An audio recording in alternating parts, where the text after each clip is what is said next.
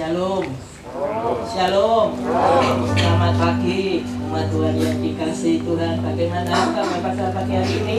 Luar biasa. Luar biasa.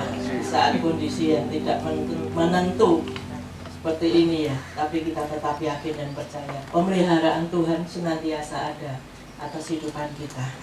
Untuk itu, bila kita datang di hadapan Tuhan, kita akan berdoa. Tuhan, kami bersyukur kepadamu kalau pada pagi hari ini Tuhan Engkau telah kumpulkan kami di tempat ini. Semua bukan karena buat gagah kami Tuhan, tapi karena kebaikan-Mu, kasih setia-Mu, penyertaan-Mu ada atas kehidupan kami. Sungguh kami bangga mempunyai Allah seperti Engkau. Engkau Allah yang tidak pernah meninggalkan kami. Engkau Allah yang senantiasa menyertai dalam setiap langkah kehidupan kami. Untuk itu Tuhan, pada pagi ini kami datang di hadapan-Mu. Kami mau bersyukur, kami mau bersorak bagi nama-Mu Tuhan. Kami serahkan ibadah pada pagi ini ke dalam tangan-Mu. Biarlah pimpinan-Mu ada atas kehidupan kami. Kami serahkan dari awal pertengahan hingga selesainya Tuhan. Terpuji nama-Mu Bapa, hanya di dalam nama Tuhan kami Yesus Kristus kami haluskan doa kami. Haleluya. Amin. Ya. Apakah Bapak Ibu percaya? Walaupun bumi berlalu, langit bergoncang, tetapi janji Tuhan tergenapi dalam kehidupan kita. Percaya? Amin. Percaya? Amin. Amin. Aminnya kurang keras. Amin. Kalau saudara Bapak Ibu percaya, kita bangkit berdiri. Kita akan pujikan. Biar bumi berlalu, biar bumi akan berlalu, biar bulan tak bercahaya lagi, biar langit akan bergoncang, matahari tak bersinar lagi, tetapi Tuhan Yesus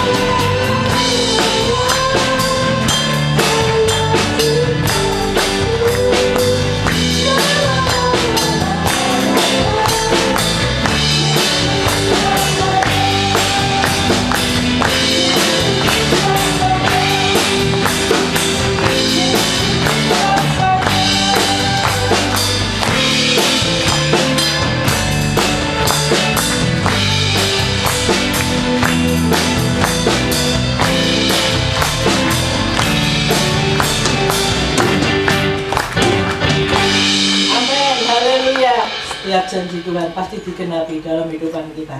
Untuk itu biarlah senantiasa kita perkatakan setiap janji Tuhan dalam kehidupan kita. Karena perkataan kita itu mengandung kuasa. Dan Tuhan berkata, apa yang kamu ucapkan, itu yang aku lakukan. Untuk itu biarlah kita senantiasa mengucapkan segala perkataan Tuhan, segala janji-janji Tuhan, sehingga tergenapi dalam kehidupan kita. Amin, haleluya. Ku diberi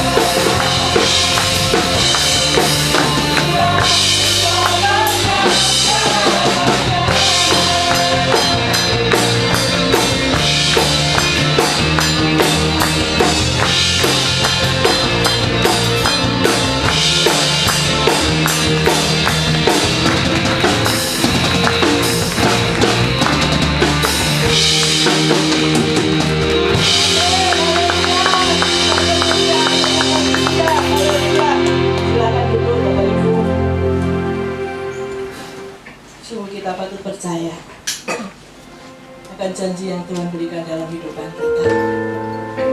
Apapun yang terjadi saat ini, biar 1000 rebah di sisi kanan kita, 10.000 ada rebah di sisi kiri kita, dan kita tetap percaya tangannya gak akan pernah meninggalkan kita, senantiasa menolong dalam setiap kehidupan kita. Kalau keadaan dunia saat ini tidak menentu, tapi kita tetap percaya bahwa perlindungannya, penyertaannya ada atas kehidupan kita. Mari kita percaya, kita pujikan pujian ini dengan penuh iman kita, percaya kita kepada Dia. Tiada pernah ku ragukan kasih setiamu ya Tuhan. Setiap waktu dalam hidupku tak pernah kau tinggalkan.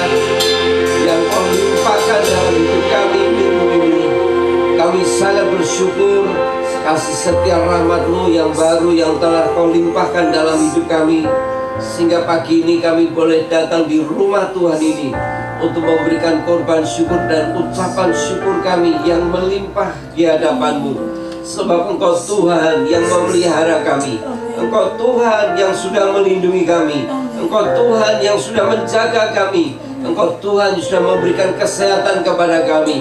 Dengan tubuh yang sehat, dengan tubuh yang Kau makmurkan, kami datang pagi ini untuk memasyurkan nama-Mu, untuk meninggikan Engkau di Allah, di atas segala Allah. Terpujilah Engkau untuk selama-lamanya. Tuhan, tiba waktunya kami akan mendengarkan kebenaran firman-Mu. Kami sediakan hati kami sepenuhnya menjadi bejana yang kosong, yang siap dipenuhi, dilimpahi dengan anugerah melalui kebenaran yang kami hendak dengar. Inilah hati kami, inilah pikiran kami, inilah kehidupan kami. Kami sediakan di hadapan-Mu, sebagaimana kami ingin rindu sekali kebenaran firman-Mu ini datang dalam hidup kami hari ini, membebaskan kami, menyembuhkan kami, memerdekakan kami, mendewasakan kami.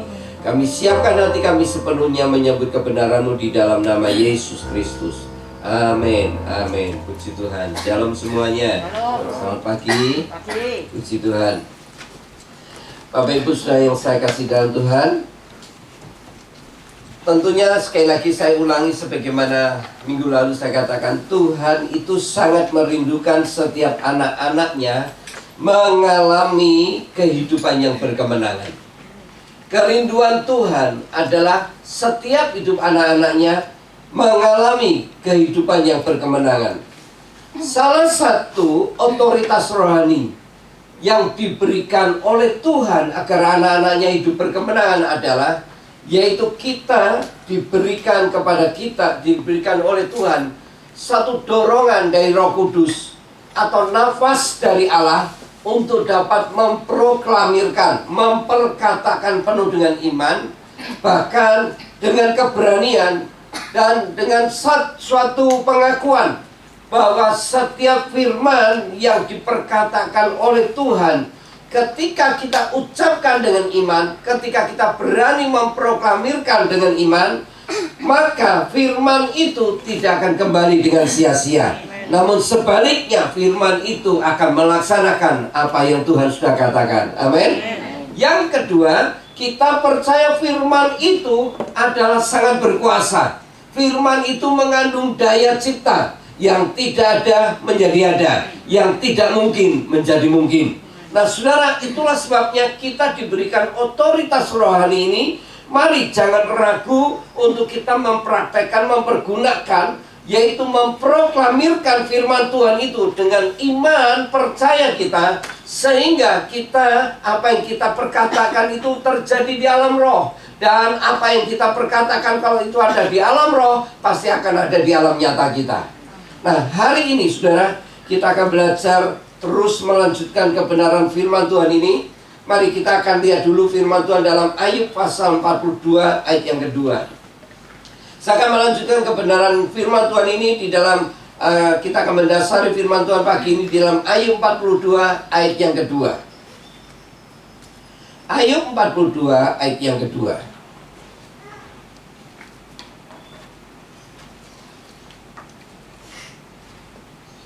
Baik, kita akan baca bersama-sama. Kalau sudah dapat, katakan amin. Katakan dengan amin, katakan amin. Ya, kita akan baca sama-sama. 2, 3. Aku tahu bahwa Engkau sanggup melakukan segala sesuatu, dan tidak ada rencanamu. Sekali lagi, dengan iman, perkatakan. 2, 3.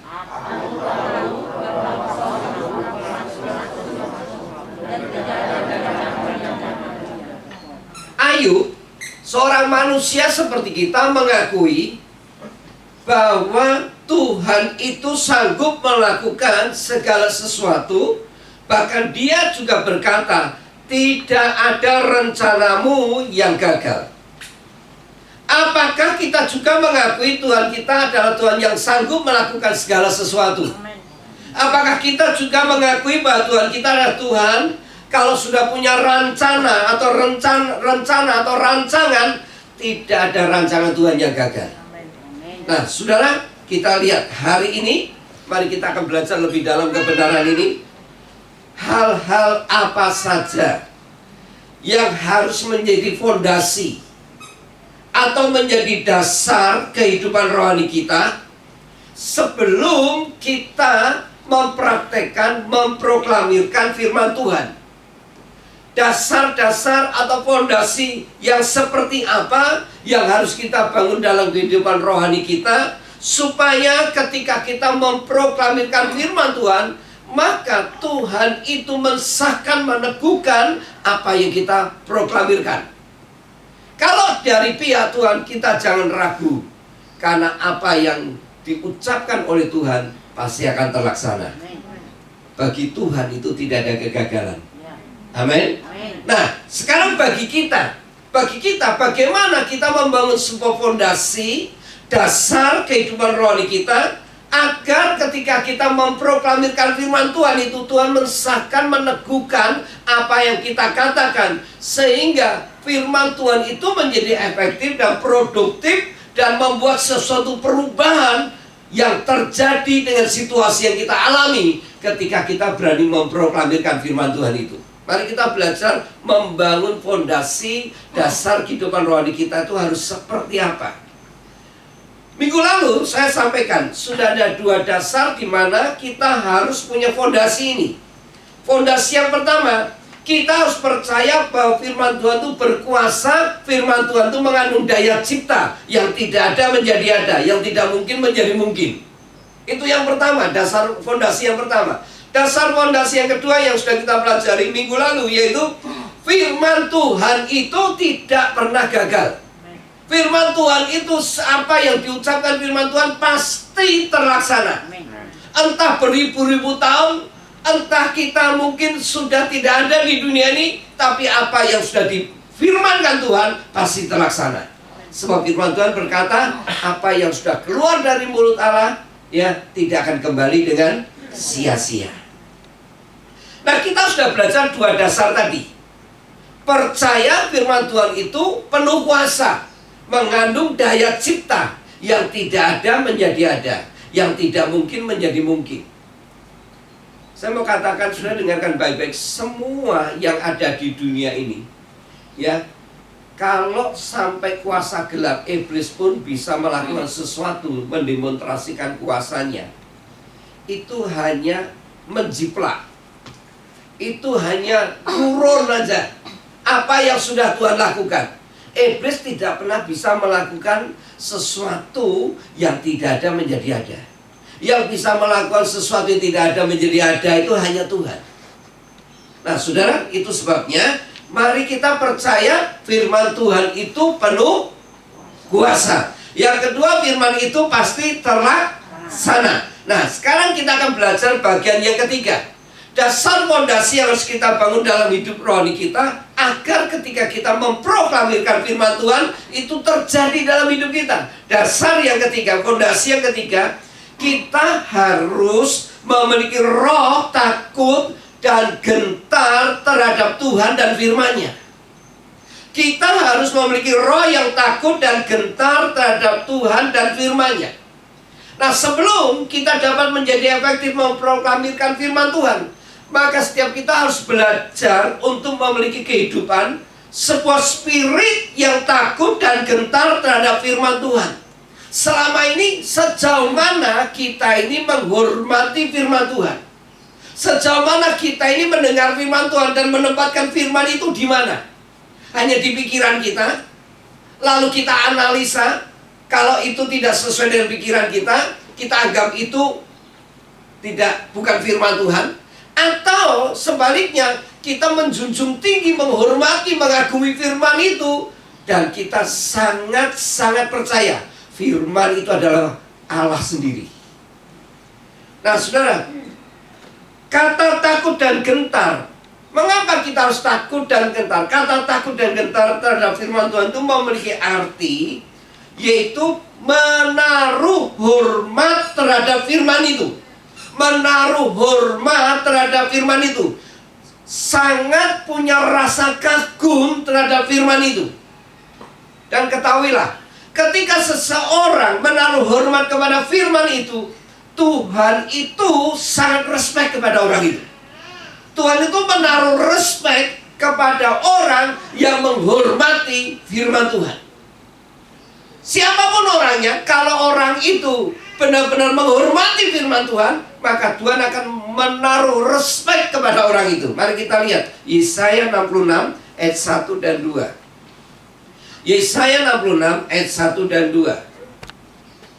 Yesaya 66 ayat 1 dan 2 dikatakan seperti ini. Yesaya 66 ayat 1 dan 2. Beginilah firman Tuhan, langit adalah tahtaku, dan bumi adalah tumpuan kakiku. Rumah apakah yang akan kamu dirikan bagiku, dan tempat apakah yang akan menjadi perhentianku?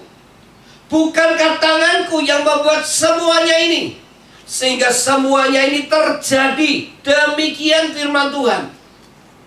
Tetapi kepada orang inilah aku memandang. Saya ulangi, tetapi kepada orang inilah aku memandang, yaitu kepada orang yang tertindas dan patah semangatnya, dan baca sama-sama, yang gentar terhadap firmanku. Kepada orang inilah aku memandang. Kepada orang yang tertindas satu, kepada orang yang patah semangat, dan yang ketiga, orang yang gentar kepada firmanku. Anda perhatikan ini, Allah berkata di dalam Yesaya 66 ini, apapun yang kita bisa bangun, apapun yang kita bisa buat, Allah itu tidak pernah kagum dengan apa yang kita buat dan apa yang kita bangun. Allah itu tidak pernah kagum terhadap apa yang bisa kita buat dan apa yang kita bangun. Karena Allah yang menciptakan semua alam semesta ini.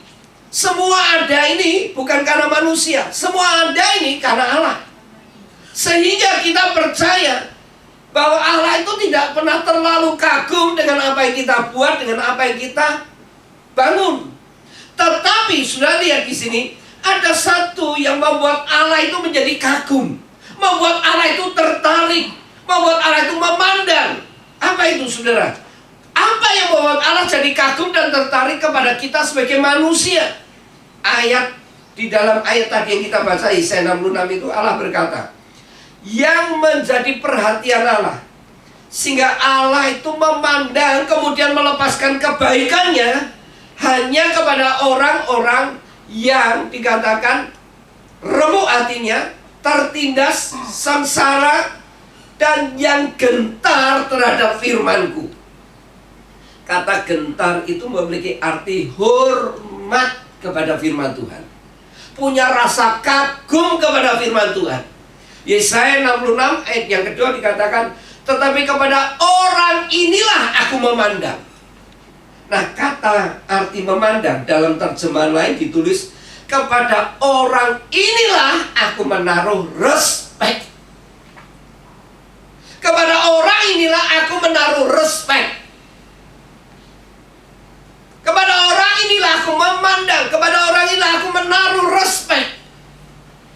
Nah, saudara, mari saudara lihat kebenaran ini. Kalau kita ingin Tuhan itu memandang kita, kalau kita menginginkan Tuhan itu memandang keluarga kita, kalau kita ingin Tuhan itu melihat kita, kalau kita ingin Tuhan itu respect kepada kita, maka firman Tuhan mengajarkan kepada kita, kita ini harus menjadi orang yang tertindas, orang yang patah semangat, dan orang yang gentar, hormat kepada firman Tuhan. Nah, saya mau jelaskan ini. Apakah kita harus menjadi orang tertindas dulu baru Tuhan akan respect dengan kita? Apakah kita harus menjadi orang yang patah semangat dulu baru Tuhan mau respect kepada kita? Kata tertindas di sini, saudara, memiliki arti dalam terjemahan bahasa Inggris itu miskin. Miskin. Kata tertindas itu dalam bahasa Inggris ditulis miskin. Sedangkan patah semangat itu memiliki arti dalam bahasa Inggris hancur hati, remuk hati. Jadi saudara dengarkan baik-baik. Untuk membuat Tuhan itu bisa respect kepada kita, bukan dengan apa yang kita bangun, bukan dengan apa yang kita buat. Tetapi ketika Tuhan menemukan hati kita, roh kita miskin, dan ketika kita ditemukan jiwa kita tuh remuk, hancur hati, dan ketika Tuhan menemukan dalam hidup kita ada rasa hormat kepada firman Tuhan, maka Tuhan pasti respect kepada kita. Amin. Amin. Untuk dapat memiliki spirit takut akan Tuhan, untuk dapat memiliki spirit takut akan Tuhan, gentar kepada Tuhan, hormat kepada Tuhan, syaratnya itu ini saudara, kita harus miskin di hadapan Tuhan. Nah, siapa yang mau Tuhan respect kepada kita? Siapa yang menginginkan bahwa Tuhan itu sangat memandang kita? Kita harus apa? Miskin. Kata tertindas itu memiliki arti miskin. Angkat tangan yang mau jadi kere semua. Angkat tangan mau jadi kere semua. Kata miskin di sini bukan berarti miskin secara jasmani. Bukan miskin secara jasmani. Lazarus pengemis itu miskin secara jasmani. Ya. Tetapi Tuhan memandang dia kaya secara rohani. Kata miskin ini bukan miskin secara jasmani. Saya mau jelaskan. Kata miskin di sini yaitu memiliki sesuatu kehidupan, bukan sekedar merasa dirinya sebagai orang berdosa. Ada banyak di dalam gereja, sepertinya orangnya ini seperti miskin secara roh. Bukan sekedar merasa jadi orang berdosa. Oh, saya ini dulu orang berdosa. Namun dirinya juga merasa, dirinya ini merasa lumayan jadi orang baik. Kalau ngomong aku terbaik, rasanya kok tabu ya. Tapi dia bilang begini, lumayan jadi orang baik. Buktinya, aku masih mau ke gereja. Buktinya, aku mau melayani Tuhan. Buktinya, aku juga memberi persembahan. Buktinya, aku juga tidak melakukan hal-hal yang maksiat. Kan lumayan baik. Kan lumayan baik. Ada orang di dalam gereja merasa dirinya sepertinya itu kalau hitam bukan hitam legam, bukan witeng, itu bukan, ya. Tetapi minimal abu-abu. Nek putih ada bintik-bintiknya. Nah, saudara lihat, ada banyak kekristenan semacam ini ada di dalam gereja sekarang ini. Kekristenan abu-abu, kalau putih ada bintik-bintiknya, lumayan baik. Kata miskin di sini yaitu arti miskin yang sejati di hadapan Allah itu seperti apa? Arti miskin di sini sehingga sampai Allah mau memandang, sampai Allah mau respect kepada orang ini, oleh karena dia sangat menyadari bahwa dirinya ini adalah orang yang sangat berdosa. Dirinya adalah orang yang sangat berdosa. Dirinya ini tidak menganggap kalau warna itu abu-abu atau putih bintik-bintik. Tapi dirinya itu kalau warna dianggap hitam legam, hitam pekat. Dia merasa di dalam dirinya itu tidak ada sesuatu yang baik. Nah, itu miskin di hadapan Allah. Saya akan tunjukkan kepada saudara ayat ini. Roma 7 ayat 18-19. Roma 7 18-19. Perhatikan, hari ini Tuhan sedang membukakan satu kebenaran kepada kita, bagaimana kita bisa menaruh hormat, yaitu takut dan gentar kepada Tuhan, kalau orang ini punya jiwa, punya roh yang miskin di hadapan Allah. Nah, kata miskin itu seperti apa? Miskin itu bukan abu-abu kalau warna. Miskin di hadapan Allah itu bukan putih bintik-bintik.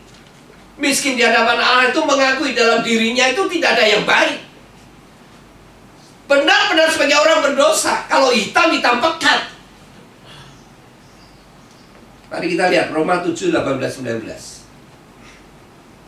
Mari kita lihat. Kita baca sama-sama. Sebuah contoh dari kehidupan yang namanya Rasul Paulus. 2, 3. Sebab aku tahu bahwa di dalam aku, yaitu di dalam aku sebagai manusia, tidak ada sesuatu, ulangi, tidak ada sesuatu yang baik. Sebab kehendak memang ada di dalam aku, tetapi bukan hal berbuat apa yang baik. 19. Sebab bukan apa yang aku kehendaki, yaitu yang baik, yang aku berbuat, melainkan apa yang tidak aku kehendaki, yaitu yang jahat yang aku perbuat. Saudara lihat, ini loh contoh hidup seorang rasul yang namanya Paulus. Adalah contoh seorang yang memiliki kehidupan miskin di hadapan Allah. Dia menyadari, dia mengakui di dalam dirinya tidak ada sesuatu yang baik. Kalau warna itu hitam pekat, bukan putih bintik-bintik, bukan abu-abu. Ini adalah orang yang miskin di hadapan Allah. Bukan seperti seorang yang merasa dirinya berdosa, tapi dirinya juga merasa lumayan baik. Itu bukan miskin di hadapan Allah. 1 Timotius 1 ayat 15. 1 Timotius 1 ayat 15. Mari saya akan mengajak saudara melihat lebih dalam lagi tentang kebenaran miskin di hadapan Allah itu seperti apa. 1 Timotius 1:15. Kita baca sama-sama. 2, 3. Perkataan ini benar dan patut diterima sepenuhnya. Kristus Yesus datang ke dunia untuk menyelamatkan orang berdosa, dan di antara mereka akulah yang paling berdosa. Di antara mereka akulah yang paling berdosa. Lihat pengakuan Paulus, akulah orang yang paling berdosa. Ini bentuk wujud karakteristik orang yang miskin di hadapan Allah. Kita lihat lagi ya contoh yang lain selain Paulus. Lukas pasal 18 ayat 10 sampai 14. Ayat-ayat ini menunjukkan ada dua macam jenis manusia. Ya, tetapi saudara dapat menilai dari ayat ini mana orang yang miskin di hadapan Allah. Mari kita lihat Lukas 18 ayat 10 sampai 14. Kita baca 2, 3. Ada dua orang pergi ke bait Allah untuk berdoa. Yang seorang adalah Farisi dan yang lain pemungut cukai. Ayat 11. Orang Farisi itu berdiri dan berdoa dalam hatinya begini. Ya Allah, aku mengucap syukur kepadamu karena aku tidak sama seperti semua orang lain. Bukan perampok, bukan orang lalim, bukan pezina, dan bukan juga seperti pemungut cukai ini. Aku berpuasa 2 kali seminggu. Aku memberikan 1/10 dari segala penghasilanku. Tetapi pemungut cukai itu berdiri jauh-jauh.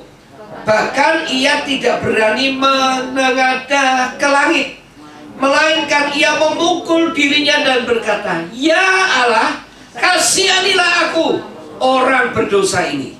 Ayat 14. Aku berkata kepadamu, orang ini pulang ke rumahnya sebagai orang yang dibenarkan Allah, dan orang lain itu tidak. Sebab barang siapa meninggikan diri, ia akan direndahkan, dan barang siapa merendahkan diri, ia akan ditinggikan. Menurut saudara, dari dua orang ini, orang Farisi dan pemungut cukai ini, menurut saudara, orang yang miskin di hadapan Allah yang mana? Yang mana? Kita dapat melihat perbedaan orang yang miskin di hadapan Allah. Atau orang yang merasa miskin di hadapan Allah tapi juga merasa baik hidupnya? Yang mana? Orang ini merasa miskin di hadapan Allah tapi merasa dirinya lumayan baik. Yang mana? Siapa? Farisi. Betul? Tetapi orang yang benar-benar merasa miskin di hadapan Allah, kalau warna itu hitam pekat, adalah pemungut cukai. Dengan orang ini, saudara bisa lihat dengan orang ini benar-benar memiliki miskin yang sejati di hadapan Allah. Satu lagi, saya akan tunjukkan contoh seorang yang miskin di hadapan Allah sehingga Tuhan tuh sampai respect sekali terhadap orang ini.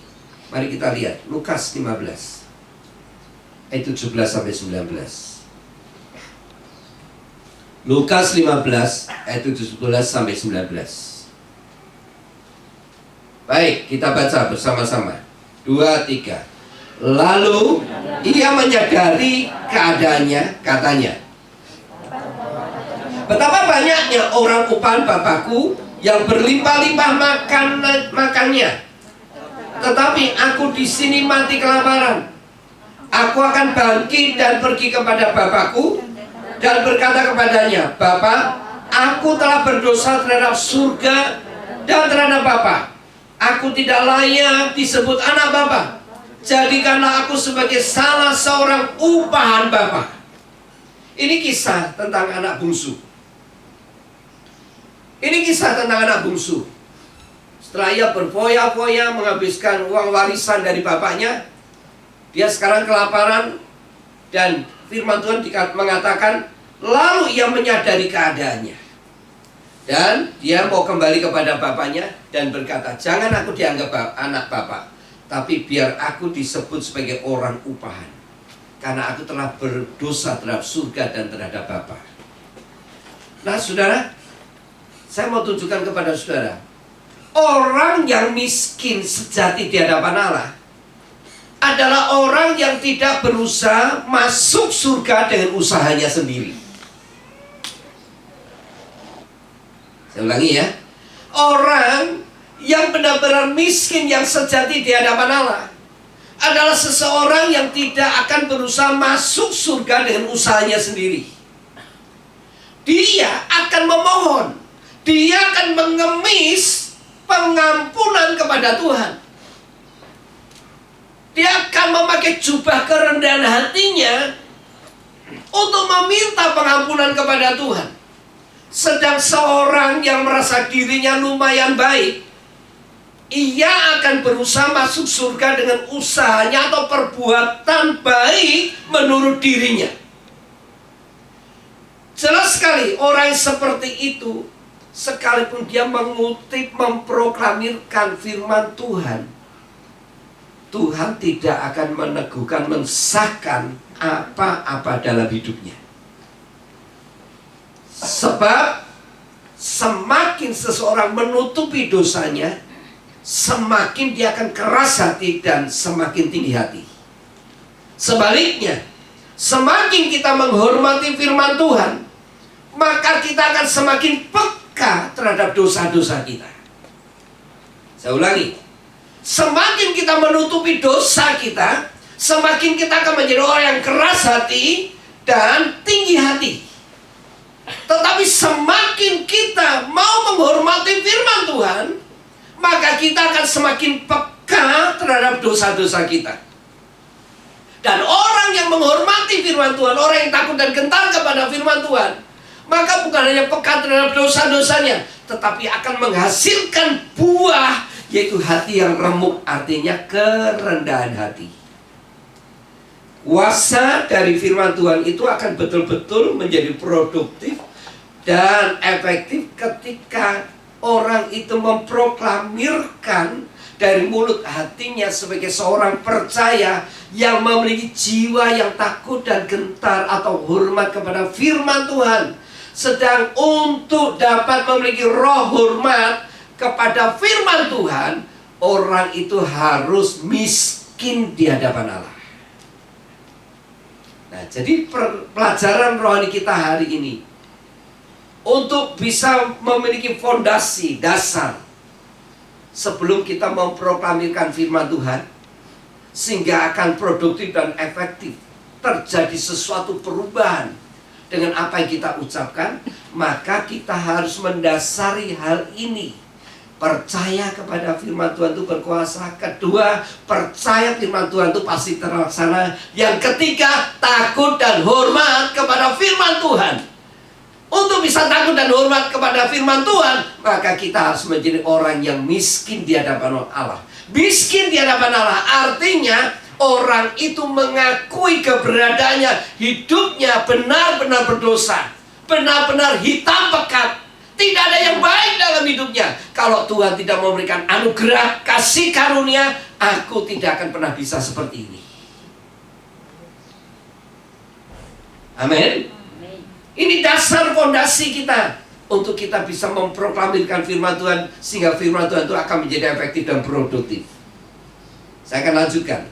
Mengapa kita harus hidup takut dan gentar kepada firman Tuhan? Mengapa kita harus menaruh hormat kepada firman Tuhan? Yang pertama, Yohanes 12 ayat 47 sampai 48. Yang pertama, ini alasannya. Mengapa kita harus hormat kepada firman Tuhan? Mengapa kita harus hidup takut dan gentar kepada firman Tuhan, terhadap firman Tuhan? Yang pertama, Yohanes 12 ayat 47 48. Kita akan baca ayat ini. Ini penting bagi kita semuanya. 2, 3. Dan jikalau seseorang mendengar perkataanku tetapi tidak melakukannya, aku tidak menjadi hakimnya. Sebab aku datang bukan untuk menghakimi dunia, melainkan untuk menyelamatkannya. Barang siapa menolak aku dan tidak menerima perkataanku atau firmanku, ia sudah ada hakimnya. Terus, yaitu apa? Firman yang telah kukatakan, itu yang akan menjadi hakimnya pada akhir zaman. Wow, sudah lihat ini? Sudah perhatikan baik-baik. Ini peringatan kepada kita yang tidak menaruh hormat, takut, gentar kepada firman Tuhan. Ini peringatan bagi kita yang meremehkan firman Tuhan. Mengapa kita harus takut dan hormat dan gentar kepada firman Tuhan? Karena firman Tuhan satu saat nanti akan menjadi hakim kepada kita semuanya. Firman Tuhan itu akan menjadi hakim kita semuanya. Kelak setiap kita akan bertanggung jawab terhadap semua firman Tuhan yang telah kita dengar. Jadi apapun yang sudah diperkatakan Allah, dengar baik-baik. Tuhan akan menuntut pertanggungjawaban kepada kita. Apakah kita melakukan dengan apa yang Tuhan katakan itu atau tidak? Mungkin ada beberapa orang Kristen berkata, nyatanya aku tidak melakukan juga tidak apa-apa. Nyatanya usahaku aman-aman. Nyatanya aku tetap sehat. Nyatanya anak-anakku juga baik-baik. Nyatanya hidupku ya baik-baik. Nyatanya juga aku tidak pernah kekurangan. Dengar baik-baik.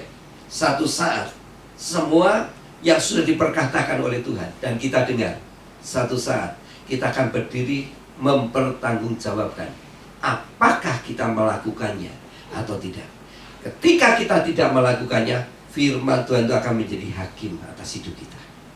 Itu sebabnya bangunlah mulai sekarang hidup takut, gentar, dan hormat kepada firman Tuhan. Amin. Amin. Amin. Apakah betul-betul selama hidup kita sungguh-sungguh percaya dan menaruh hormat yang tertinggi terhadap firman Tuhan? Mari perhatikan baik-baik. Kita tidak bisa main-main dalam perkara ini. Sebab semua yang sudah kita dengar, yang sudah diperkatakan, ketika kita tidak melakukannya, firman Tuhan akan menjadi hakim dalam hidup kita. Yang kedua, alasan yang kedua, mengapa kita harus takut, gentar, dan hormat kepada firman Tuhan? Alasan yang kedua, Yohanes 1 ayat 1.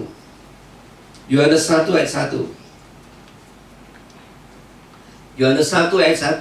Mari kita baca. Yohanes 1 ayat 1.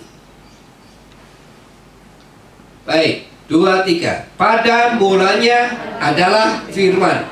Firman itu bersama-sama dengan Allah, dan firman itu adalah, Dan firman itu adalah alasan yang kedua, mengapa kita harus takut, gentar, dan hormat kepada firman Tuhan. Kenapa?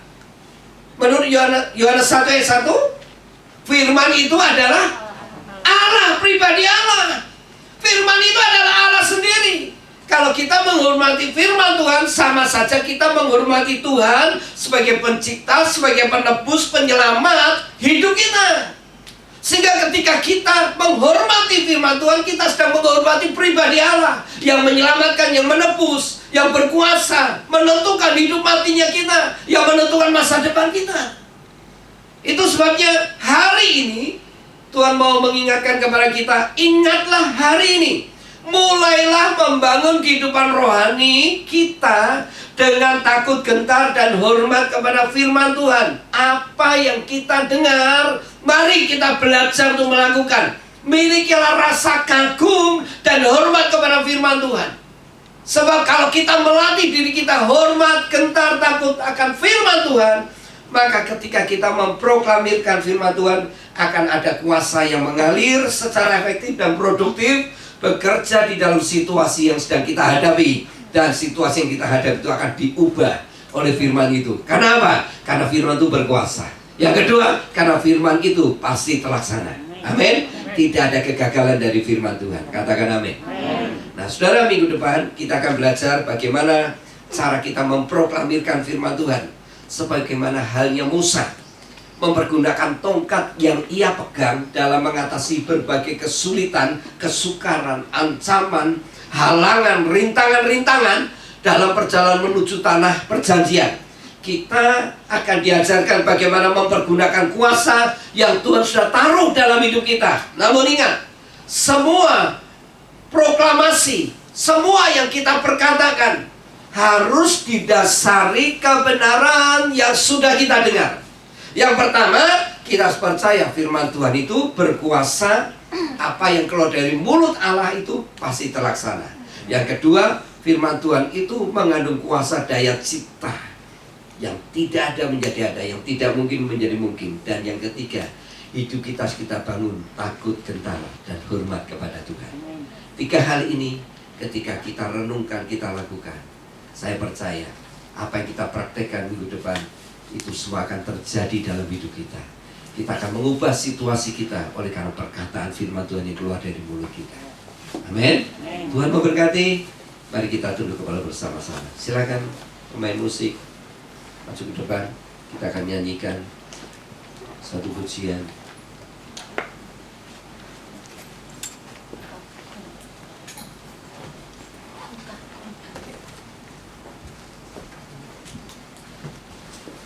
Ku kagum hormat akan Tuhan. Kita bangkit berdiri bersama-sama. Berikan hati kita, berikan hidup kita, berikan pikiran kita, berikan keseluruhan hidup kita untuk menghormati Dia, menghormati firman-Nya. Biar apa yang kita berikan kepada Dia itu menjadikan Tuhan respect, memandang kita hari ini, dan akan menyatakan kuasanya secara efektif dan produktif mengalir dalam hidup kita. Sudah percaya firman Tuhan berkuasa? Amin. Sudah percaya firman Tuhan itu pasti terlaksana? Amin. Ku kagum hormat akan Engkau, ku kagum hormat akan Engkau. Kau Allah yang layak dipuji, ku kagum akan Engkau. Berikan hatimu melalui pujian ini.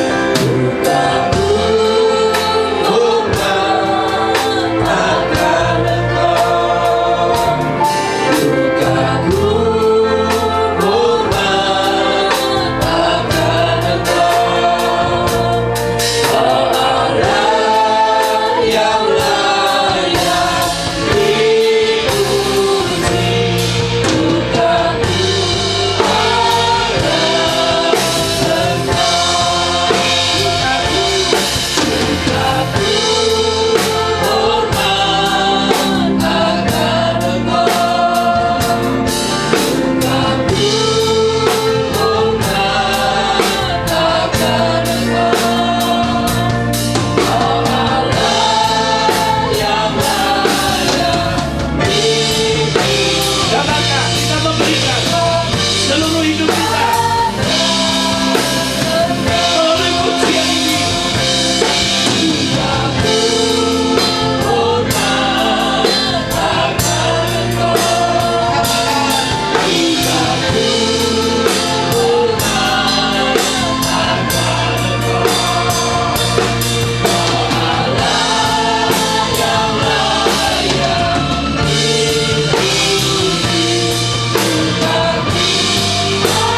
mari sekali lagi, lakukan lebih lagi.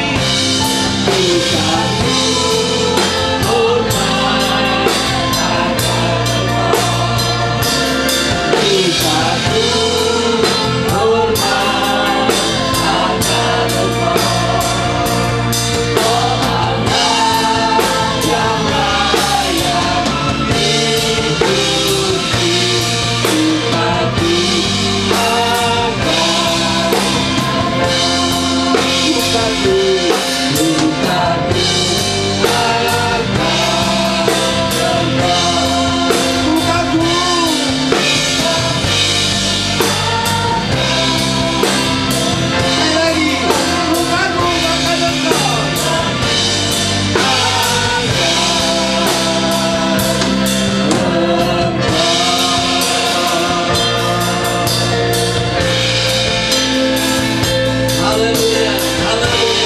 Mari nyatakan iman, nyatakan perkataan, perkataan hati kita kepada Dia. Dia adalah firman, firman adalah Dia, firman adalah Allah, Allah adalah firman. Firman itu akan menjadi hakim di akhir zaman. Firman itu berkuasa. Firman Tuhan itu pasti terlaksana.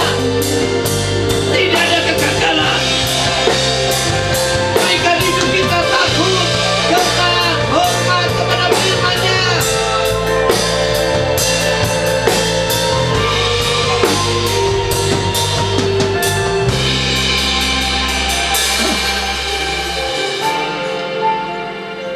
Sementara kita berdiri di hadapannya, biarlah setiap kita akan memulai hari ini benar-benar mau takut dan hormat kepada firman Tuhan. Untuk bisa takut dan hormat kepada firman Tuhan, kita harus menjadi orang yang miskin di hadapan Tuhan. Mengakui, Tuhan, aku ini adalah orang yang sangat berdosa. Aku ini adalah, kalau warna itu hitam pekat, tidak ada yang baik dalam hidupku. Kalau anugerah Tuhan, kalau penebusan Tuhan, kalau karya Tuhan di atas kayu salib tidak menebus, tidak mengampuni kami, aku ini adalah orang yang jahat, najis, kotor. Tidak ada sesuatu yang baik dalam hidupku. Ketika kita merasa miskin di hadapan Allah, kita tahu hanya Allah saja di dalam Yesus yang mampu menyelamatkan, mengubah hidup kita, menebus hidup kita, memutar kehidupan kita dari kebinasaan, menerima kehidupan yang kekal. Dari tidak ada harapan, sekarang kita punya masa depan. Sehingga kita dapat bersyukur di hadapannya. Betapa luar biasanya anugerah Tuhan itu atas hidup kita. Mari miliklah hati yang miskin di hadapan Allah.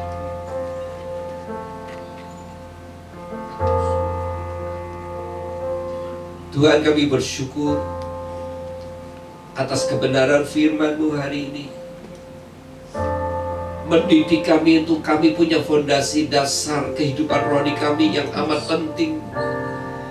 Untuk kami memiliki masa depan yang baik. Untuk kami memiliki kehidupan yang dewasa secara rohani. Untuk kami hidup berkemenangan di dalam Engkau. Maka bukan sekedar kami tahu, mengutip tentang firman Tuhan, tetapi kami harus menghormati firman-Mu. Kami harus hidup takut dan gentar kepada firman-Mu. Kami harus percaya firman-Mu itu berkuasa, mengandung daya cipta yang tidak ada menjadi ada, yang tidak mungkin bisa menjadi mungkin, yang mustahil.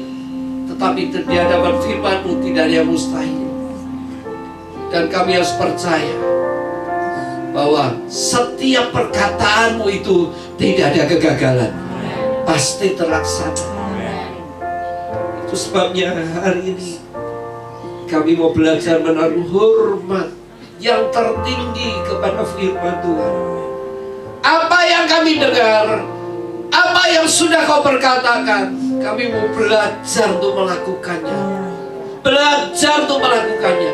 Karena kelak di akhir zaman firman-Mu itu akan menjadi hakim atas kami semua. Tolonglah kami. Tolonglah kami ini. Berikan kemampuan, kesanggupan, kuasa untuk kami melakukan semua perkataan-Mu, menghormati semua ucapan-Mu.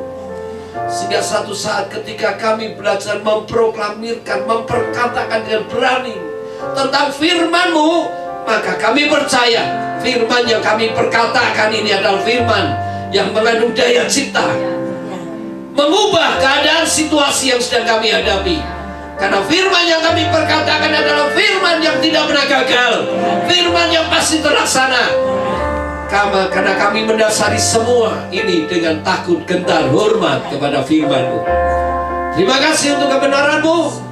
Biar setiap hidup kami yang sudah Kau tentukan itu hidup berkemenangan, ini benar-benar terjadi dalam hidup kami, terjadi dalam keluarga kami, terjadi dalam kesehatan kami, terjadi dalam usaha pekerjaan kami, terjadi terwujud kepada masa depan kami.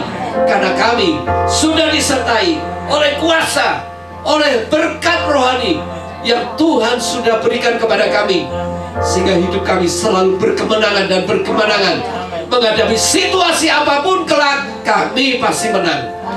Karena kami punya kuasa dalam hidup kami. Terima kasih Tuhan Yesus. Sebentar lagi kami akan pulang meninggalkan tempat ini. Kami tahu minggu ini adalah minggu di mana kami akan menjalani hidup kami sepanjang minggu ini. Kami mau praktekkan apa yang kami dengar ini. Kami akan lakukan dengan apa yang kami dengar ini. Kami percaya kami akan mengalaminya. Sebagaimana firman Tuhan itu pasti terlaksana. Tidak akan ada kegagalan. Itu akan terjadi dalam hidup kami sepanjang minggu ini. Hidup berkemenangan di dalam Engkau. Kiranya anugerah Tuhan akan memampukan kami semua hari ini. Silakan kedua tangan Anda diangkat di hadapan Tuhan hari ini. Sebelum saudara pulang dari tempat ini, terimalah anugerah yang baru dari Bapamu di surga, di mana Allah telah merentangkan tangannya, kuasanya, untuk melimpahkan kepada orang-orang yang miskin di hadapannya, orang-orang yang remuk hati, orang-orang yang gentar dan hormat kepada firman-Nya. Berkat ini turun dalam hidupmu. Terimalah berkat yang baru, anugerah yang baru dari Tuhan. Terimalah kasih sayang Tuhan, terimalah kuasa, urapan, terimalah kebenaran yang memerdekakanmu. Terimalah setiap janji Tuhan itu digenapi dalam hidupmu. Terimalah berkat itu turun dalam kesehatan, usaha, pekerjaan, anak-anakmu, masa depanmu. Semua dilimpahi dengan kebaikan Tuhan. Terimalah berkat ini di dalam nama Tuhan Yesus Kristus. Pulanglah sukacita, damai sejahtera dari Allah Bapa di dalam Yesus Kristus, oleh pertolongan Roh Kudus, menyertai saudara hari ini sampai selama-lamanya. Setiap saudara yang percaya berkat itu turun dalam hidup saudara, katakan amin. Tuhan memberkati. Selamat pulang.